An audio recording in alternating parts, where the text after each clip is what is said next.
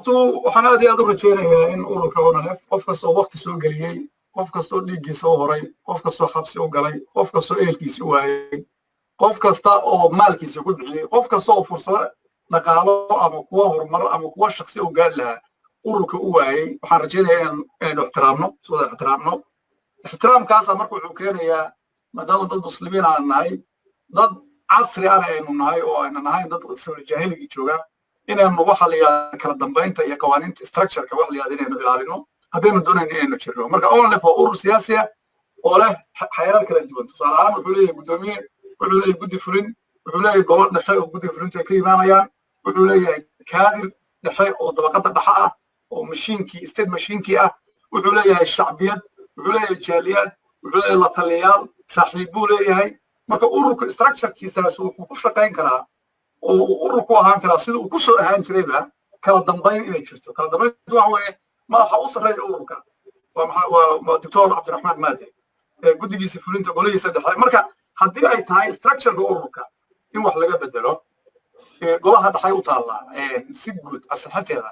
laakiin haddii ay tahay in nidaamka ururka u shaqeeya wasaaradihiisa isbeddel lagu sameeyo, hadday guddi fulin noqoto iyo hadday la taliyaal noqoto iyo hadday diplomatic assignments kala noqotaba, waxaa xaq u leh shaqada waxaa iska leh guddoomiyaha ururka iska leh.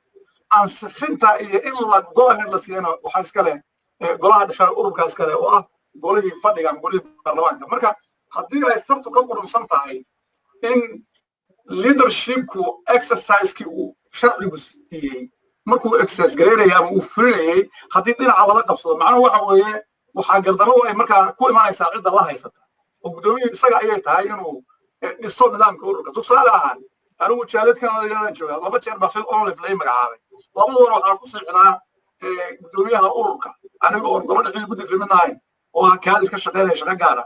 marka kuma siixnayn hoggaanka arrimaha bulshada xilligaa jiray, kuma siixnayn isku duwii waddanka ka jiray, kuma siixnayn ku-xigeenkiisii admiraalka ku siixnaa. marka macnaheedu waxa weeye structureka ururka waxa laga bedelayo waxaa awoodda iskale guddoomiyaha jabhadda.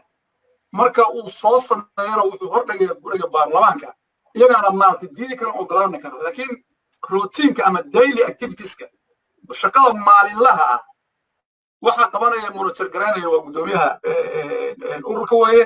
marka guddoomiyuhu haddii shaqadiisii lagu qabsado ay ka mid tahay magacaabidda, ay ka mid tahay bedelidda, oo ay ka mid tahay maaragtay soo propose garaynta ama keenidda shuruucda cusub, shaqooyinka isaga ayaa iskale. marka haddii arrintaasu khalad ka jiro, guddoomiyaha waa lagaga khaldan yahay ayaan anu leeyahay in shaqadiisii loo ogolaan waayo inuu sida isagu doonayey uu u qabto.